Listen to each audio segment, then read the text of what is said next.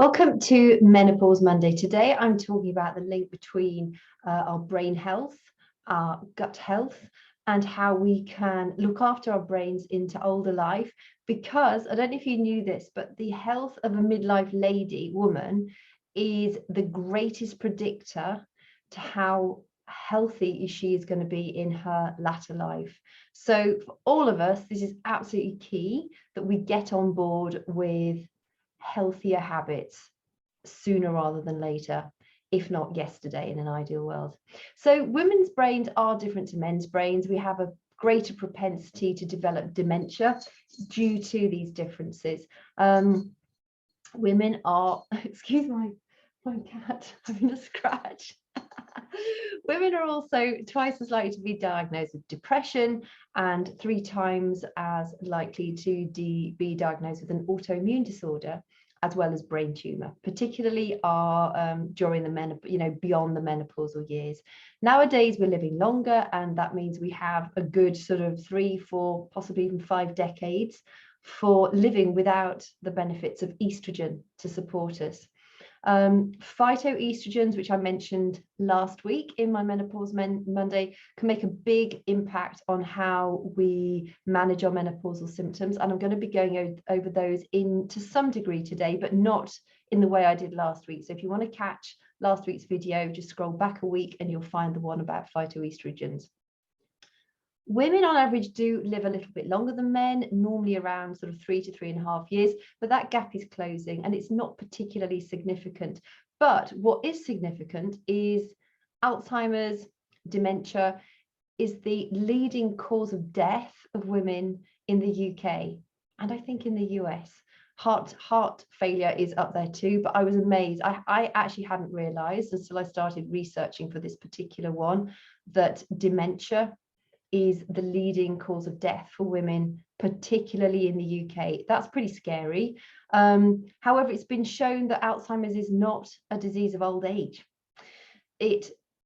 Signs of developing Alzheimer's start decades beforehand. So whereas we used to think it was a symptom of getting older, it can start a lot younger. And obviously genetics has a certain role to play, but it's the nature-nurture thing. Lifestyle has a massive impact to play on how our bodies get rid of, in the case of Alzheimer's, the amyloid plaques, and how our immune systems, how our gut health, how eating for brain health is going to help support you through your older years, and either to slow down the progression of or to reduce the risk of you actually developing Alzheimer's.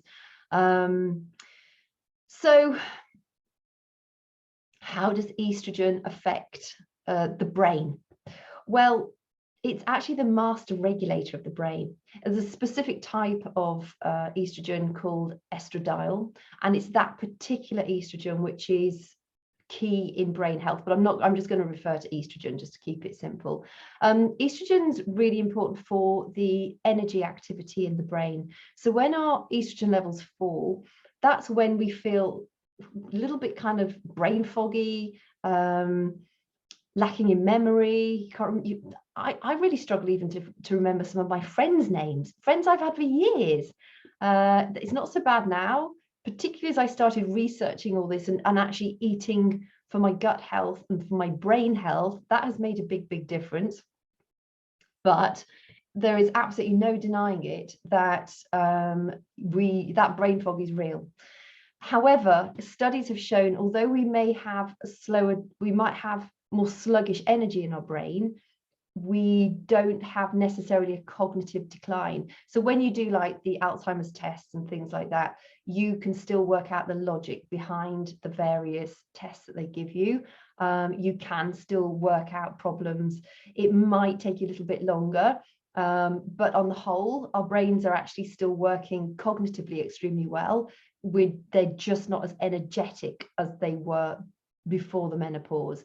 That does tend to balance out eventually, but when you're going through perimenopause, when your estrogen's up and down, and then beyond menopause, so you're postmenopausal, it can take a little while for that energy, or for us to get used to the fact that we have not got so much estrogen in our bodies, which is supporting the activity within the brain, the energy within the brain.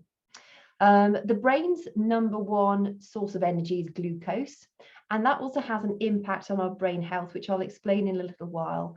But estrogen is what essentially keeps the neurons firing in our brains. It keeps that activity going. So it's also very important for the plasticity of our brain. It's important for new cell growth, brain cell growth, but it's also important for the brain, the cells that are already there, to be able to be plastic, to be flexible, to be able to create new neural pathways, to be able to learn new skills, for instance. That's why I think a lot of studies say that, yes, if you can learn a new language or learn how to play an instrument or do word games, that sort of thing that engages your brain is really, really beneficial for you in just maintaining those energy levels and also the plasticity of the brain.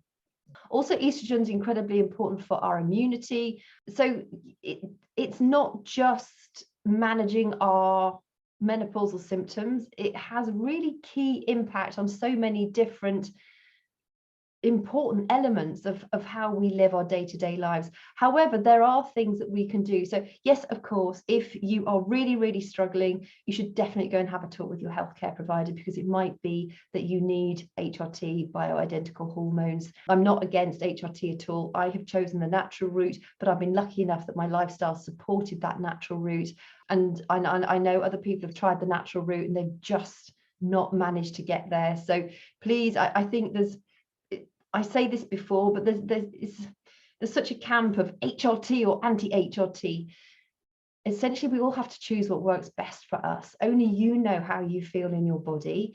And because menopause can bring such a huge array of different challenges to our life, don't suffer in silence. Go and talk to a professional and see if you can have access to the hormones if you need them. For me, particularly when I was going through perimenopause, night sweats were one of my worst things, and then hot flushes. Brain fog, I did notice. I've set up systems to help me overcome that. I do forget things randomly. Often in a Menopause Monday when I'm doing it, it's just like I've completely forgotten what I was saying, but then normally it comes back. Thank goodness.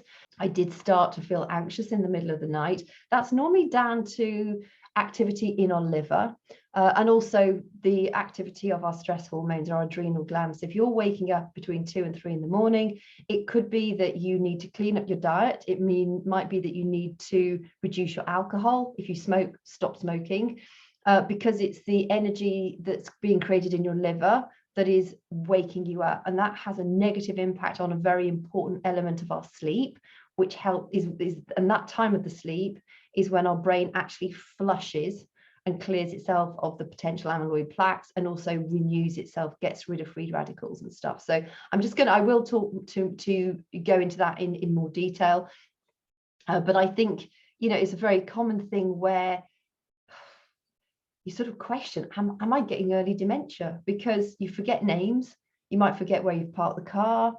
I've been in a shop and completely forgotten my PIN number. It's the bizarrest things. And I have forgotten where I parked my car. I know it's in a car park somewhere. I know the car park where it is. I cannot remember for the life of me where I've parked the flipping thing. I've randomly forget people's names, even people that I know well. It's just like, what's their name? It's highly embarrassing. So I think a lot of us have actually thought, are we getting early dementia? And it's really scary when you think about it, because prognosis is not good. So there are things that we can do: diet, lifestyle, exercise, prioritizing sleep.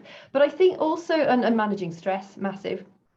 I think when you know what you need to do, it's very easy to say those things, but what are those things? Now, healthy fats are really, really important for us. The brain is made up of quite a large amount of fat. And I think there is this theory out there that you should eat lots of fat because it's good for your brain.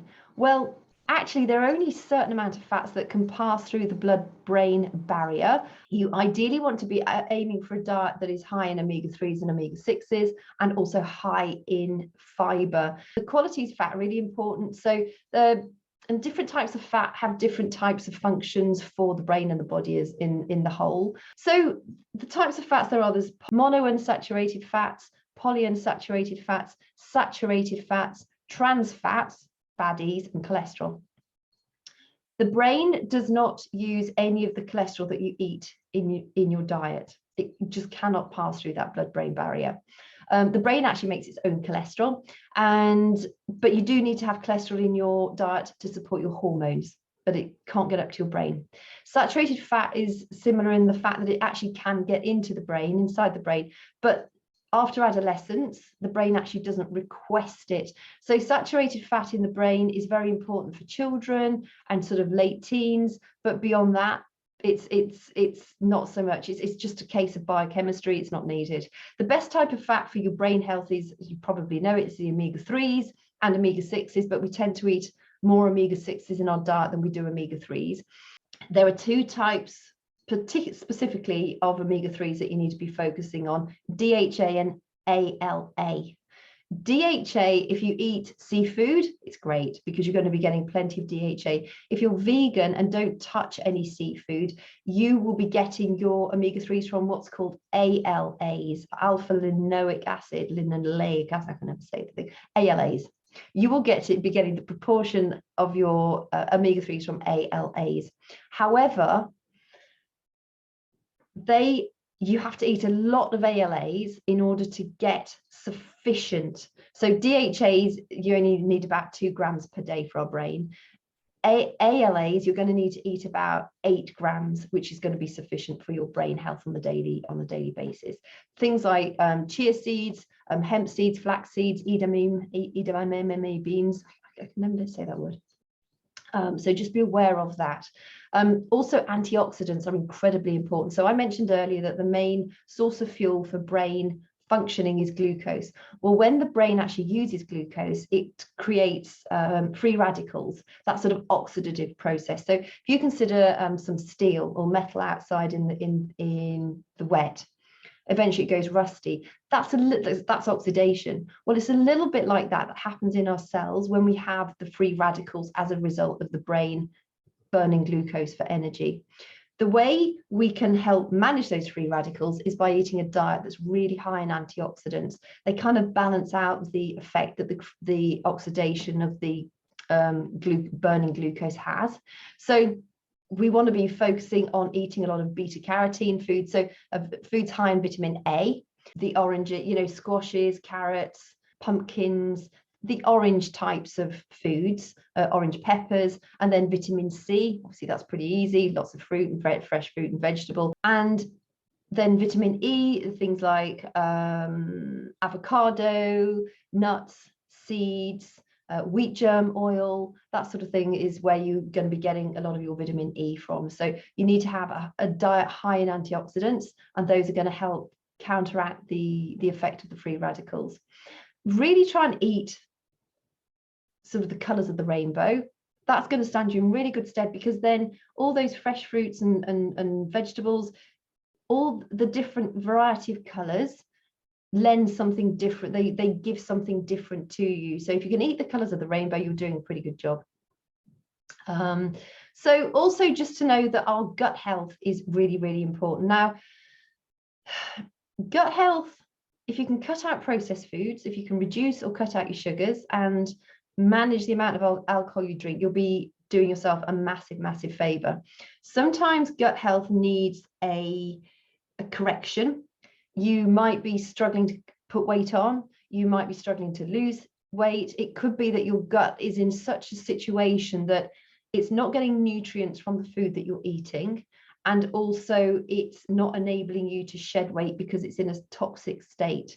Gut health is absolutely key to keeping inflammation low in the body. And when we have raised inflammation, it has a negative impact on our brain health. And studies are showing that it also has a direct relationship to the development of dementia or Alzheimer's. I'm sort of using dementia and Alzheimer's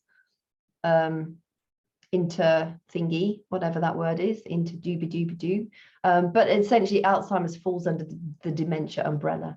So In fact, exercise, I always go into exercise. I'm almost embarrassed to say it, but it is so important because it helps us manage our stress levels. It'll help you sleep better. I'm coming on to sleep in a minute.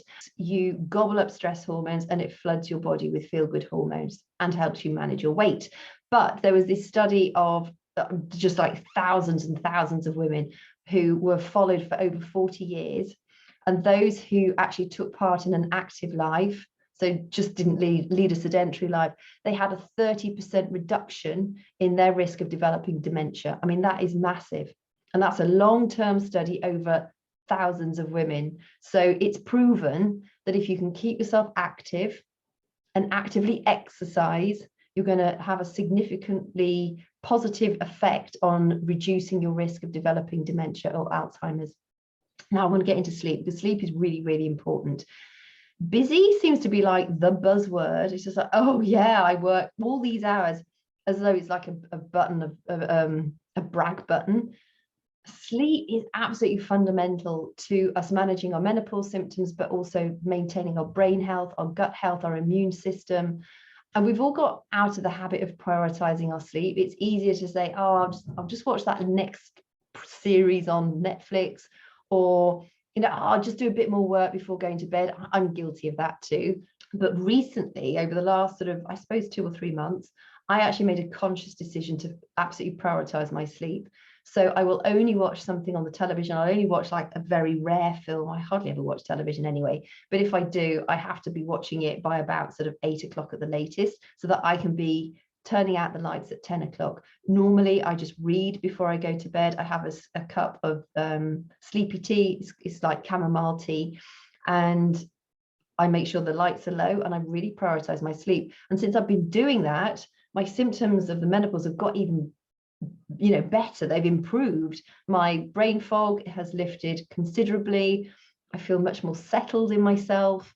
I'm not drinking alcohol very often, only on the rare social occasions. And I tell you what, when I do drink it, I really notice my symptoms of menopause. They come back with a fury. So it really is true. If you can cut down booze, cut out your sugars. If you eat processed foods, have a look at the back of the packet. If you cannot pronounce those words, just put the flipping thing back on the shelf. Cook food from home. Bulk buy frozen food, tinned food even. Or you can buy like big bags of chickpeas and lentils. They cost a fraction of the pre-packaged stuff, the processed stuff already. Just make your own. Get some herbs, get some spices, cook them up with boil it up or fry it up with some coconut oil. Use some fresh vegetables. Cooking for yourself is going to save your brain, save your gut, save your purse in the long run. You have to try and manage what you're putting into your body so that your gut is healthy, so that your brain is healthy, so that you're able to sleep well, so that you're able to function well, and so that you're able to live a healthy, energized life. Because at the end of it, what's the point of it? If we don't have our health, what is the point? Finally, manage your stress levels. Stress levels have a massive impact on our menopause symptoms. They will, if you can't manage it, stress is always out there, so it's about managing it.